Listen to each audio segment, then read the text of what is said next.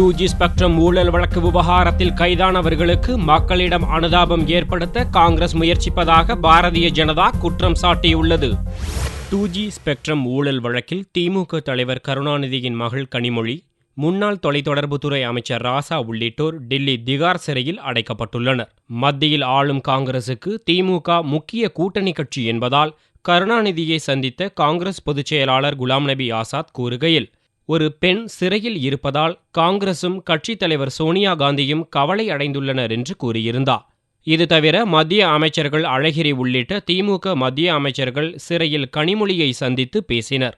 இதன் மூலம் 2G வழக்கில் கைது செய்யப்பட்டவர்களுக்கு அனுதாபத்தை ஏற்படுத்த மத்திய அமைச்சர்களும் காங்கிரஸ் தலைவர்களும் முயற்சிப்பதாக பாரதிய ஜனதா குற்றம் சாட்டியுள்ளது. ये सारी की सारी घटनाएं इस बात को इंगित करती हैं कि कांग्रेस पार्टी बराबर की दोषी है, भ्रष्टाचार में संलिप्त है और हमारा ये मानना है कि भ्रष्टाचार की जननी है. करप्शन उनके आशीर्वाद से, उनके संरक्षण में पनपा है, बढ़ा है. அதேபோல 2G இழப்பு மிகவும் குறைவு என்ற மாய தோற்றத்தை ஏற்படுத்தும் வகையில் காங்கிரஸ் செயல்பாடுகள் அமைந்து வருவதாகவும் பாரதிய ஜனதா குறை கூறியுள்ளது.